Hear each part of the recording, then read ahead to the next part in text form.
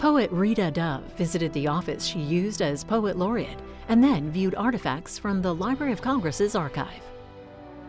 Gosh, this is where I was. I mean, this is where I lived for 2 years out of my life. Totally. Well, in that room. And then this room particularly, which is like, with the view of the Capitol. And you go, whoa, this is where poetry should be, right? Just kind of at the same level as the rest of government. It's so great that this room has stayed the way it is. We used to be able to go out on this balcony, and I think now we can't do that anymore, but we'd go out there and kind of look out over DC. It was cool. What kind of feelings do you feel when you come back into the room?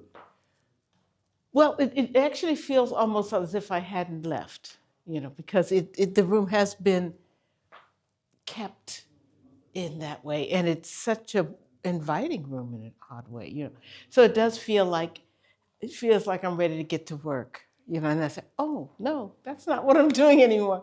But I still also though remember the very first time I walked in, and every time I come to this room, I think of that again. I think of, well, I walked in and it was both overwhelming and exciting. I just remember coming and thinking, wow, poetry did all this.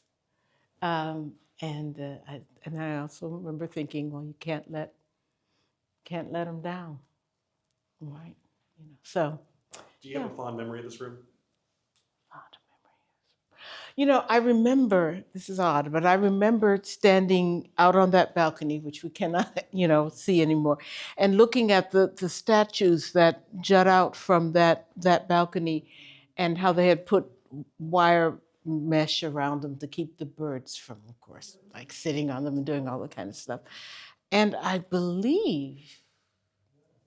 think it was these statues where they actually had hair under their arms. I mean, fake hair, stone hair, and thinking this detail is so amazing. So I would just go there and look at that, then I'd look at the Capitol building and feel like there was something that poetry could do. It was really interesting. I felt ennobled by being here. Hello. Hello. We're going to actually start at this end. We're going to start here, so I won't look until we can get. Hello. Hello. We're so glad you're here. It's so great to be here. I'm Barbara, and this is Elizabeth. We're both from the manuscript division here at the library. And all of the things on the tables are mostly poetry, but other writings too. And we hope you'll enjoy seeing them.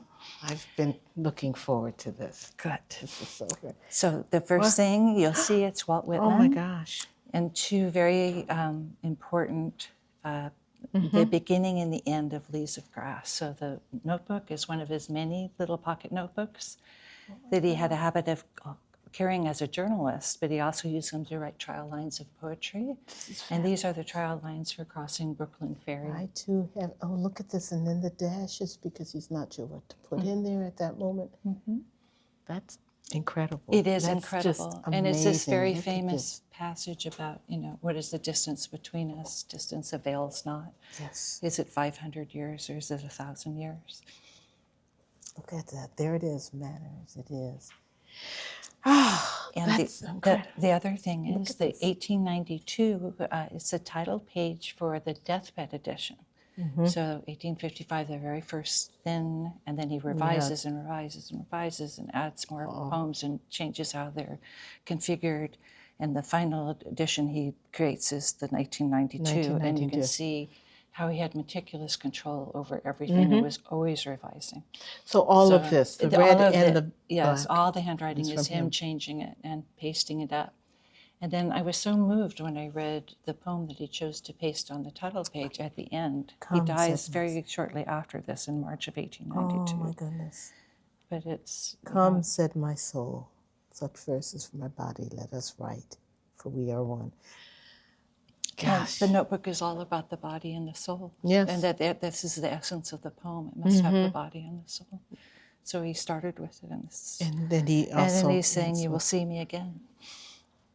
So it's the sentiment of crossing Brooklyn Ferry. Yeah. This is fantastic. It's amazing. It is truly, truly fantastic. Look at this. Oh, my goodness. And so, wow.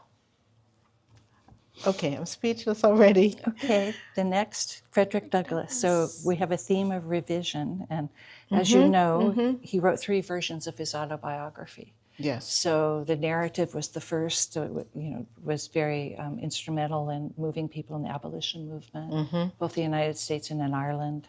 And then he did My Bondage and My Freedom, and then the last one was The Life and Times of Frederick Douglass, which he did at the end of his life. And what's special about this page is one of the things that he could do in this last version that he couldn't do before is tell the detailed story of how he escaped from slavery. Because before the war, of course, he couldn't give away how they did it. How they did it, because others would come. That's as right. well. Or yes. they would know. He did it by wearing a sailor's uniform and using sailor's papers so that he borrowed from someone else. And he was nervous because he didn't really look that much like this person, but they didn't. But that's how he got through. But they didn't want other people to say, now we have to check all these sailors' papers. Sailors, right. And also, if they caught him, the person who loaned him the papers would, suffer. Would suffer, yes. Yeah. Wow. So finally, he got to tell the whole story. He had to keep it secret unto them. And he doesn't name the person, but he's basically thanking them. Yeah. This is such an amazing penmanship, too. Yes. And you can see, too, he's revising. as he goes along. Yeah. Yes, of course. Perfect, yeah. The length of the page. This is fantastic. Yeah, he was using legal size paper. Yeah. Langston Hughes. And this is special because we have 4 different versions of the poem. So this is the poem, The Ballad of Booker T, which he wrote in 1941. It's about Booker T. Washington. Yes. And Langston Hughes visited Tuskegee with Zora Neale Hurston in 1927 and went to Booker T. Washington's grave. And it's really a defense of Washington, and it's speaking to the 1895 famous speech that he gave about putting down your bucket where you are, stay in the South, build separate economic institutions, and this is how we will build this foundation of he says, the head, the heart, and the hand, and this is what will give us the power going forward. And it has this important lines that says, sometimes he had compromise in his talk, for a man must crawl before he can walk. And in Alabama in 85, a joker was lucky to be alive. To be alive, yes. So he's basically saying, in terms of, accusing him of accommodation, that, the very act of dignity and education and Black business and black newspapers was an act of defiance in its own way. Yes. I love also how, this is a first draft, but how he revised this and switched train your heart to train your head, your heart, and your hand. Get the head in first. This is quite amazing. And of course, the hand is one of the metaphors that Booker T. Washington used in the speech, like the fingers of the hand. Or, right, yeah, yes, yeah. we are all like... Yeah, we're separate or together, yeah. Oh, okay, well, we know you love music, I do, that you have written many things based on music, and are yourself a musician. Yes. So we brought out some things having to do with music, and this first thing is Langston Hughes' lyrics to Ethiopia Marches On. And Hughes, of course, was a poet, but he was a playwright and editor, and people don't necessarily think of him as writing lyrics, and a lot of the plays that he wrote were musicals. Yes. So this is a wonderful piece of protest song about the Italian invasion of Ethiopia, and basically the support by African Americans of Haile Selassie and of Ethiopian sovereignty. Right.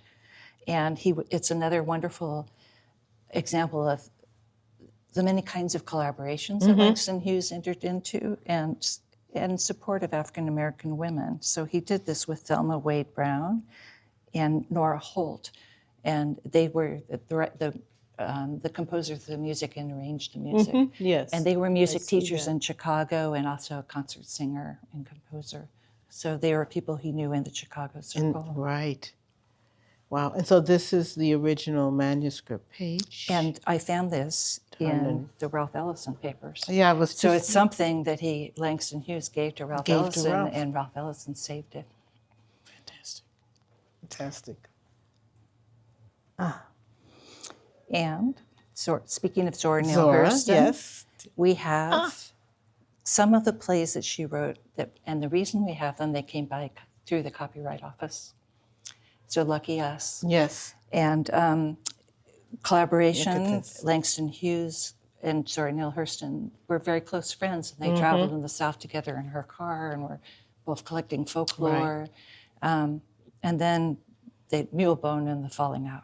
Well, this is a different play. This is Spunk, and it's also a musical. And this is Act 1, Scene 1, Page 1. But you can see it starts off with a gang of workers who are dancing in single file, and as they move, they're singing. So it's a call and a response. A call and response, exactly, yeah. In Alabama. That's fabulous. Look at that. And there was a lot of interest in producing it by the Gilpin Players in the Depression, but it didn't go. So it was not produced in her lifetime. So, my gosh. It's been done now by Lincoln Center Theater. So it's good. And of course, it started off as a short story, so it's another revision. When she was a student at Barnard in 1925, she won an Opportunity Magazine short story contest with Spunk. With Spunk. And then she made it into a musical. And then she remade the short story into the play.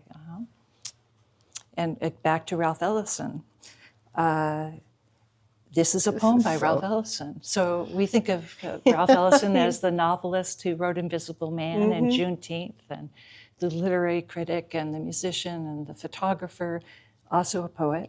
A sonnet, no less, yes. And it's really interesting because it was written when he was a student at Tuskegee. So it's about being a music major and living in this basement apartment in Alabama. In Alabama. Before he comes to Manhattan. And it does kind of remind you of how your Invisible Man starts out. That's he's exactly right. Underground. He's underground. He's underground, yes. That's exactly right. Oh, there it is, and it rhymes. Perfect octet and sestet. I love it. I think he'd be pleased. We're looking at it all these days later. Gosh, this is so great. I also love the paper that these are on. I remember this kind of paper. This was the paper you worked on. Not this bright. Well, you can just see it going into the typewriter. Exactly. Oh, Muriel. Muriel Rukeyser. We have a wonderful and big Muriel Rukeyser collection. And she was so versatile in her talent, and a radio show host, and she did a lot of things, that we would now think of podcasts, but she was doing it on the radio very before her time in a lot of ways. And of course, she, started being a journalist when she was still a student at Vassar. She would cover the Scottsboro Boys. She covered a mining accident in West Virginia. She was sent to Spain and to cover the Alternative Olympics in 1936. And as she arrived in the train, the Spanish Civil War broke out. And she had met a very nice German man on the train. I'm sure you can't identify with that. This is so fantastic. But later, she worked in translation, and as the president of Penn in New York City, she was on the translation committee and worked with a lot of international people to have an international exchange with Vietnam and with Eastern European countries. But she herself translated mainly Spanish and English. Right. So this is actually a poem by Octavio Paz. And it's translated from the Spanish by Muriel Rukeyser into English. How wonderful. And it's a lovely poem. When cornstalk is all cornfields. A feather is a bird alive and singing. A man of flesh is a man of dream. It's beautiful. And the mouth of a woman saying yes to life. And the bird of paradise opening his wings. So I juxtaposed it with James Emanuel because this ends with the bird of paradise metaphor. And this is a poem he wrote, Flowers Pop Open, when he lived in Paris. And it's such a wonderful example of how he worked. So you can see he's doing all these different versions all on the same page. All on the same page, and look at the top. There's one at 11:12 p.m., one at 11:54, 3:37. Next day, yes. So he was and there are obsessed by pages of this where he's working on it, and he's telling himself when he changed it. And I love how he drew pictures. He illustrated it. So there's how it would pop open, But it's literally in this pops very tragic collection, Deadly James, which he wrote after his son died, who was also named James. And he left the United States and moved to Paris, as many African Americans did, Yeah. and for the same reasons. And he spent the rest of his life teaching there in France and working with. We have in the collection the French translations of his poems. Okay. And we see him writing to the translator, actually working on the together, page. working on it. Yes. Yeah. And the other thing So about him that connects him to all the things previous is he's the first person to write the authorized biography of Langston Hughes. So Yes. it connects him to his mentor. It keeps, yes. Yeah. The arc. Ayagawa, I wondered if you might have known her. Oh, yes, I did. Yes. I did know Yeah. yes. In fact, she counseled me on a pair of turquoise earrings once when we were in Arizona. And I think It's that would be amazing excellent counsel. Yes. We Yes. have noticed that she was a fashionista. Yeah, And she was she was such a loss. Yeah. Yes. And so the way these papers came to the library is, as you know, she was ill, but that she died unexpectedly when she was still teaching creative writing at Oklahoma State University in Stillwater. And the university, their friends there, cleaned out her office and cleaned out her home and then doxed everything. And they were stored there for a while. And then they came by transfer to us. Wow. So they were she left them. Wow. And it's a fabulous collection. If you have time to come and look through it, you would so enjoy it. You would really enjoy it. So this is the poem Greetings Friend, which she published in Dread, and then it's also in the collected poems. But it's partly, as you know, she wrote these long narrative lyrical poems where she took on different personas, sometimes herself, sometimes members of her family, sometimes men, women, people in different occupations, very Whitman-esque in that way. And this one, Greetings Friend, is about her being a little girl, and it's not on this page, but it's here, where she says, I wore a red velvet shirt. Like a Navajo, a cowboy belt, jeans, cowboy boots. There she is. There she is in it. Yes. There are the boots, the belt. And then in college, she was very much, she majored in Orientalism and was very much in touch with her Japanese side of her heritage. And we love her. Yes. An enormously complex and beautiful soul. Really. Yes, she was. And she wrote a poem about Walt Whitman, so there's another tie. Yes. And Elizabeth is going to tell you about Mary Oliver, which is one of our new collections. Fantastic. Hi. Hello, I'm Elizabeth. I'm an archivist in the manuscript division. I pulled some items from the Mary Oliver papers. I wanted to kind of highlight her inspiration and influences and kind of how she thought about the creative process as well. So obviously Walt Whitman shows up again. He was hugely influential to her. This is true, yes. Starting even as a child. So she writes this really wonderful short essay, My Friend Walt Whitman, where she talks about growing up in a small town in Ohio, fellow Ohioan. Yes, it's true. She grew up in Maple Heights, and she talks about setting off for school in the morning, but she didn't quite make it. She would veer off the path and go into the woods and sit by a stream, and she talks about how she had a knapsack of books, and Whitman was always among them. Yeah. Yes. But I love a particular line in this essay where she says, from Whitman, she learned that the poem is a temple or a green field, a place to enter and feel only in a secondary way. Is it an intellectual thing, an artifact, a moment of seemly and robust wordiness, wonderful as that part of it is. Gosh. So I love that. That's fantastic. Yes. Connection. Yes, a place to enter. Yes. And that's how you feel. Yeah.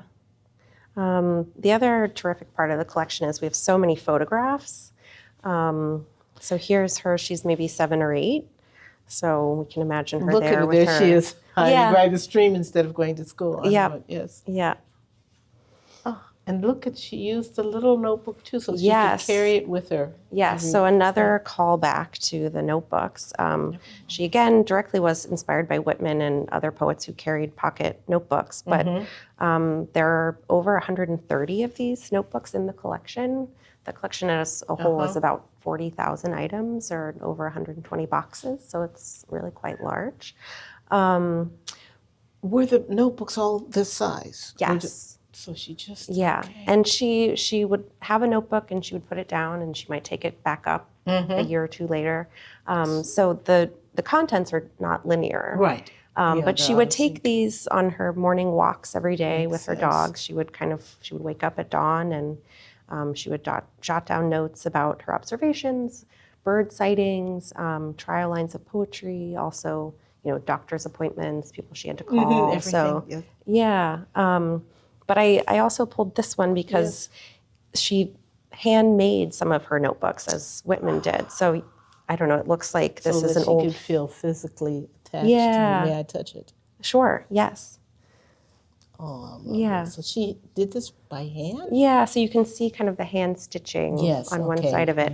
And it looks like it's an old folder and then she sewed together. That's right, she used an old folder. Yeah. But whatever works, hey? Yeah, so I love that. But I found just some trial lines that I also really liked. I think I transcribed them correctly. I think she says, "Every morning I recognize where I am. The sun swims up. The trees that are black then blue turn slowly a fragile green. And I am in the world again and alive another day." Day. Beautiful, beautiful.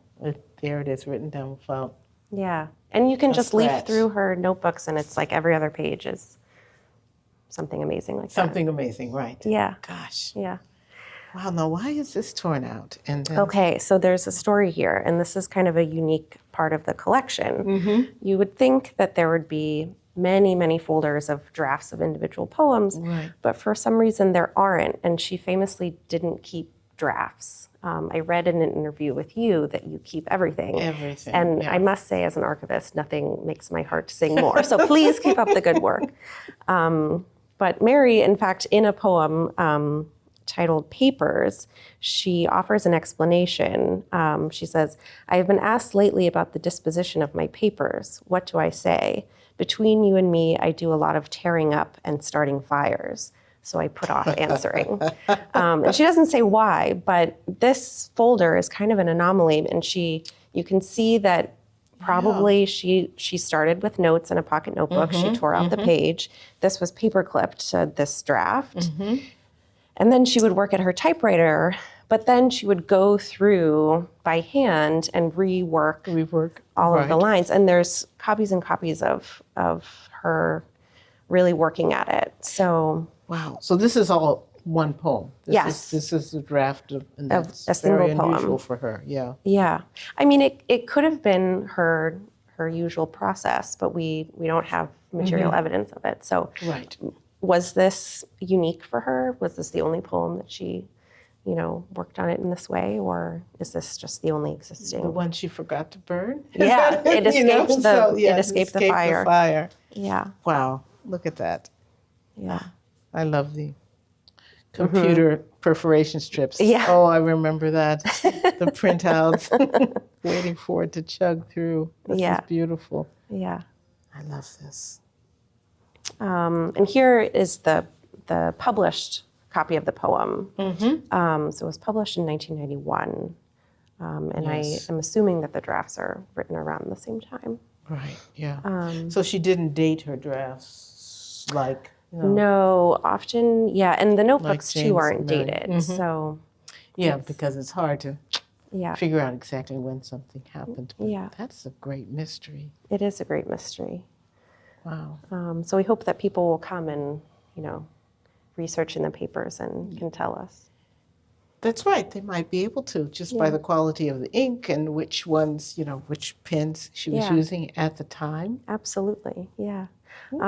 Finally, I wanted to highlight American Primitive, which, of course, she won the Pulitzer Prize in Poetry for in 1984. And And it's kind of remarkable. She was 49 years old when she won the Pulitzer, Yeah. and that really kind of catapulted her career that's after true. that. So it's inspirational to me that, you know, at that point in your life, you can really be You can do, can be, That's amazing. So this is the manuscript that she must have submitted. Yeah, to this is publish it. this is a A draft. draft of it. It's so But I also, beautifully in neat. the papers, she talks about kind of her inspiration for this book of poems. And she had applied for a Guggenheim Fellowship, and she had applied year after year and been rejected. And finally, in 1979, they accept her application. And the year of 1980, she traveled a lot across the country doing research and came up with this body of work. But in that application, she talks about kind of her, how she conceives of herself as a poet and what she wants to produce. She says, I am interested in America as a natural force upon our lives. I am not a nature writer or a conservationist or an escapist. Rather, I see the influence of our very singular country upon American life in all facets of that life, spiritual and actual, and whether we know it or not. Ooh, that's beautiful. And it says so clearly, I mean, what is unique and amazing about her work. She is not a nature writer. She is writing about the essence of Yes. of this country, actually, and being a human being in that country. And Yeah. this is fantastic. I want to kind of disappear in the archives. Please, please come for, back. for a long, Yeah, long time. please I will visit be us. there, looking at these. This is beautiful. Thank you so much. Thank you so much. Really.